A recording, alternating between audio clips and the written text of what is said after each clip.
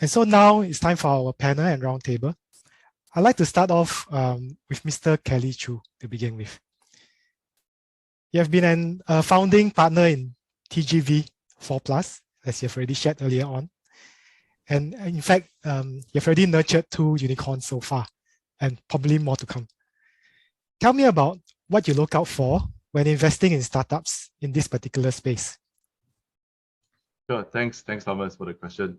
I think a couple of things that we look out for is, number one, if the team is, at least from our point of view, there must have at least one serial entrepreneur. Someone has done it before, exited in a previous company.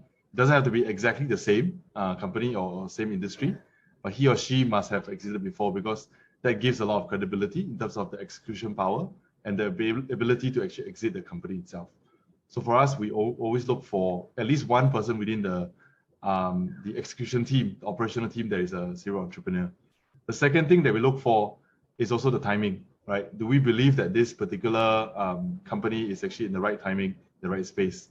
Because sometimes, I mean, even in our own experience itself, in our previous fund, when we invested in this blockchain in, I think it was 2016, 2017, it was super early, right? At the time, we were just educating the market, right? I remember very clearly one of the startups that we invested in, they went to about, I think, 100 over banks, and they educated these 100 over banks in terms of blockchain, what is blockchain. But there was no will to actually implement any of these technologies at the time. But now it may be different, right? Because I think a lot of awareness is there. People get to have their own Bitcoin or Ethereum. They get to know about all these things. And so the corporations, the organizations are ready to implement. So I think timing is also very, very important for us as a second point. The third point is whether they want to go global. So if they're only playing within their geographic location, whether it's Asia or Europe or US, that's great. But it doesn't allow us to actually help them to grow globally. One of the reasons that we are called True Global Ventures is because we have about 45 partners in about 20 overseas cities. So we do want to help them to grow as quickly as possible overseas, so as to get the technology adopted. So we want to look whether this company is, number one, ready to grow overseas. Number two, able to go overseas, that when we help them. And I'll say these are the 3 main factors that we look at. Besides obviously having a solid technology that can solve a problem. So while you talk about serial entrepreneurship, there are people in the audience that are probably new to the startup space. How about entrepreneurs from other sectors outside of technology? Will you consider them as well? If they've sold their company, yes. then we would definitely consider them. So it doesn't have to be technology. It can be consulting. It can be any other company that they've built up to a certain size and sold it successfully or exited either through M&A or IPO or any other means. Okay, great, thank you. Now a question for Dr. John. You're obviously a prolific entrepreneur. You've built multiple companies in various different regions in the world, including in the UK, in China, and in Singapore. Could you talk us through some of the challenges, first of all, of building a startup in the technology space like this? And secondly, how do you find it's different in the UK versus in China and in Singapore today? Okay, so thank you for having me. I spent the better part of my 30 years out of Singapore, 15 years in UK and 15 years in China. And I moved to China before the Olympics. So I also experienced the growth of China. And coming back to Singapore, I also experienced another culture shock. Most people see me more Chinese than Singaporean. But I would say we are in challenging times. Post-COVID, it is an excellent opportunity for our government and companies like us who are innovating. And you can see there are many Chinese companies coming over to Singapore to set up the global HQ. A lot of Western economy have trusted us in the past years, and they have also built up the investment in this part of the world. I read somewhere that EDB has an excellent year last year, getting a lot more investment before COVID. So I think like our forefathers, we need to play our cards well. Having to know the East and the West, there will be a bipolar world. We should grill ourselves and get ready ourselves in a new post-COVID world and try to work with the Chinese and the Americans. The reason why I set up VIZZIO here is because I don't want to be labeled a Chinese company in China. So China, my Chinese company, the equivalent of VIZZIO in China, they are going IPO end of the year. So I will restrict the business strictly to China, and I will see Singapore as our global international outpost, and using Singapore as our launch pad, you know, riding on our government international renowned credibility and transparency, good governance. You know, this is an excellent opportunity for us because ASEAN is 650 million population, half the size of Singapore. Is equally exciting, right? It's not in my early days of Singapore in the late 90s, Singapore tried to be a Silicon Valley, but I think Singapore is really a very attractive place for entrepreneurs like us, using it as a launchpad for international expansion. Yeah, thank you. And do you find that dealing with, in your area of the metaverse, especially in your effort to try to digitize the whole world, how difficult has it been working with the different regulatory authorities across all these different countries? I'm very glad you asked the question. Very good question. When I came back, people labeled me, people thought I'm Chinese. And then they get very uncomfortable with a lot of the Chinese references and stuff. I have to thank my team and my, and all the partners and government agencies and customers who have given me the opportunity. In the last half a year, we signed up 25 customers. So we have established credibility here, but it was an uphill task for us in the beginning. But I'm very glad that, because as in anyone, even if you prove in the biggest market in China, you still need to prove it to the West. And Singapore will be a platform for me to launch our global admission. And I think Metaverse is at the right time. The rest of the world call it Metaverse, but I've been doing 3D for the web for the last God knows how many years. So I think it's the right time for companies like us. We are rightly positioned to seize this opportunity. Like many other players in this field, this market is huge, big enough for everyone. Thank you. Very exciting. And now for Mr. Jackson Ng. You are obviously a blockchain enthusiast, and also you head up the Digital Transformation Center for Temasek Polytechnic. I'm sure you have worked with various different organizations, both big and small. How would you advise someone in the audience participate in this new economy? How should they innovate in this space? How should they prepare themselves to be ready for Web 3.0?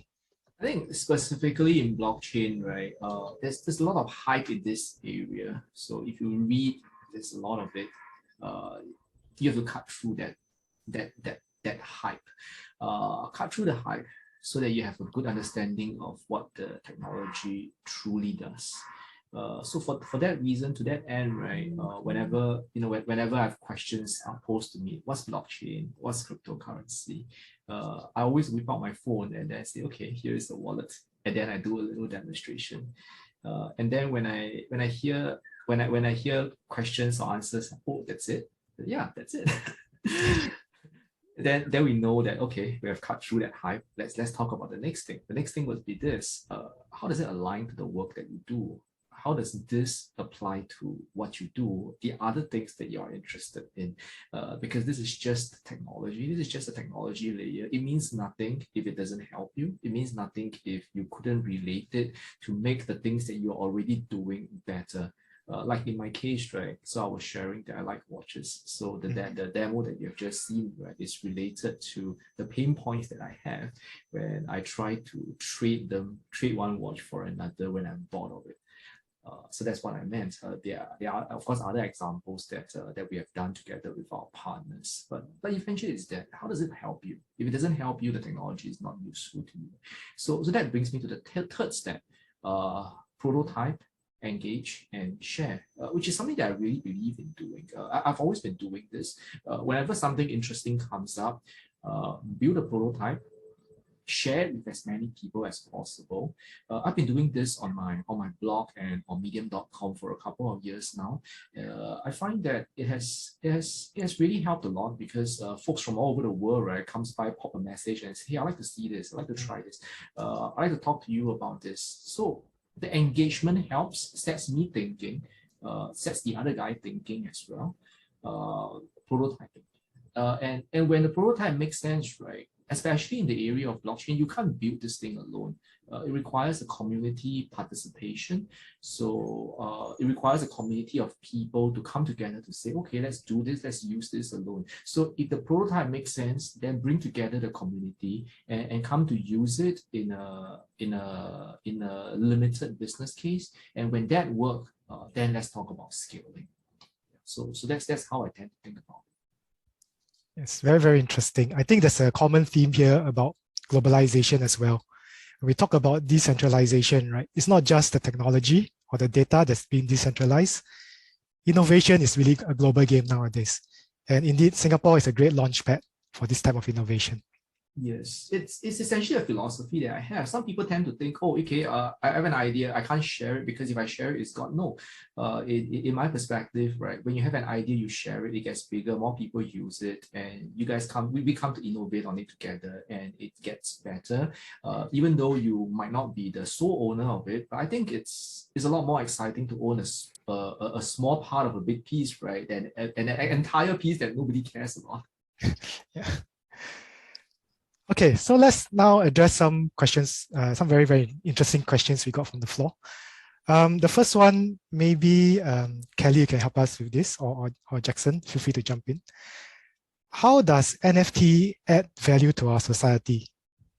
If it's not hype, do you think it is a bubble? I can take a step at it first, and then I think Jackson has, I guess, some views on this. Yeah, so NFTs have been, I mean, it's not that new, right? It's been around for a couple of years already. I think in all new technology, the struggle has always been adoption, right? Like what is the use case for it, right? Like how would it be used?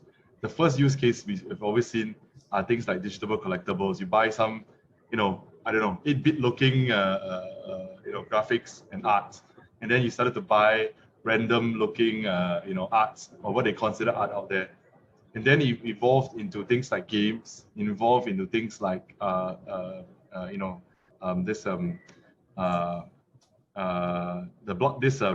call this? Supply chain. that's the word I'm looking for. Traceability, yeah. Yes, traceability and provenance, right? So I think these are all areas where, blockchain has been struggling with for the last few years. And it's only recently, because of, I think, more mass adoption from the gaming community as well as for the collectibles community, that a lot of these other use cases for enterprises actually started to happen. So one example of a company that we invested in recently is called Chronicle. It is a pharmaceutical and life science supply chain and blockchain solutions company. They have now, after I think 4 or 5 years, become the leading use case or leading technology for all pharmaceutical returns and chargebacks in US. So they have about, I think now 90 or 95% of the market share there. It took them a few years to get there, right? It's not immediate, right? So today, when in the US at least, when some certain drugs are distributed and some of them are returned, there is no way to trace whether these drugs are actually real or not, because a lot of times they may switch it out with something else, or just give you an empty box back, right? So they use blockchain to basically allow you to trace whether the drugs that you get back are real, and this saves lives, right? Imagine that if I swap it out with something that could kill you, right, and then return it back to the manufacturers, and you never tracked whether these drugs are actually real or not, authentic or not. Can you imagine eating one of these, or having your kids eat one of these drugs, and then just falling sick or even passing away? So these are real use cases that we see now, right? After many years of blockchain being trying to be implemented. Just one example of that. Yes. So there's certainly a feeling that this initial surge in usage for NFTs are really the kind of NFT version 0.1, and the real use cases in the real world will start to come in after the basic infrastructure is built in. Jackson, anything to add on to that? I think we're at a stage essentially of people scrambling to figure what you could use it for. So like I mentioned, cut through the hype, right? If you look at the pictures, or when I look at some of the pictures that are currently being sold on the NFT platforms, right? Trust me, I'm as bewildered as you about why these are worth money. that much money, even if any money. I'm really as weirded as you. If you cut through the hype, right, it's about a proof of ownership. That's essentially what NFT does. So it proves that you own something, and it proves it on the blockchain. So you don't need to own your servers. Nobody needs to own the server for this proof to happen. So how could that be applied? So when you cut off the hype, right, it is essentially that. And when you can apply that in the work that you do, right, then you would have benefited society as large, like the example that Kelly has mentioned. Yeah. Just to add on, I mean, NFTs is really about true digital ownership, and digital ownership means that it can be something physical, or it can be something that is totally digital. It doesn't have to be just, you know, one or the other. So you think about it, what do you own? You own a lot of things, and you own, you know, the house. Hopefully, you own the, you know, the rights of certain things. You own a lot of things, and if you believe that NFTs as well as blockchain is able to help you with ownership or showing that you truly own something, then it affects everyone, and it affects all our lives in one way or the other. It's just that today, because of legacy, we have everything's on, you know, still on pen and paper or databases or you know, various things. So one example, I'll give also another one is one of the other portfolios that we invested in. They started doing this land register for, you know, many years ago. They wanted to figure out if somebody, you know, comes to you with a, you know, like kind of like a paper and says, hey, I own this piece of land, right? Do you need to trust the guy who owns a piece of paper, or do you trust a centralized government, where the government may be in certain countries not as honest as the Singapore government, say for example? How do you make sure that you own that piece of land? So they've gone into that kind of areas where we talk about land register, right? That's one example. Another one that I think Jackson was talking about is art. So one of the other portfolios that we invested in is called Picture This. They basically look at photography art, and they tell all the photographers that now they can put in NFTs with their photos, and they can sell limited edition, let's say 100 prints of this particular photo or not. And with every print that they print out and they send to you, they will also attach a tag that shows you that you own truly the physical version of it, just like the example that I think Jackson was talking about in watches, and that, you know, that's really the only copy that you have. Let's say 1 out of 100, you know, copies of this particular photographs. So we will see a lot of these coming use case coming up. Okay, thanks for sharing that. Perhaps one more question. Maybe this one for Dr. John. You know, is blockchain and the metaverse relevant also for traditional businesses and industries like manufacturing? I think it's entirely relevant. I am also a strong believer of distributed DAOs. You know, I see blockchain as a mechanism for digital ownership and also trackability of your assets in the digital world. Because at the end of the day, with all the contents, you will want to explore new ways of owning assets and having trackability. So I guess they are very much related, but we are in the space of creating content for the metaverse, and marrying blockchain and NFT. You know, you could spawn off many new businesses, either individually or for governments or for individual. Yeah. All right. Well, I think we've run out of time. So thank you very much for all your valuable insights today. And I'm going to leave the time back for Jason to close up. Thank you.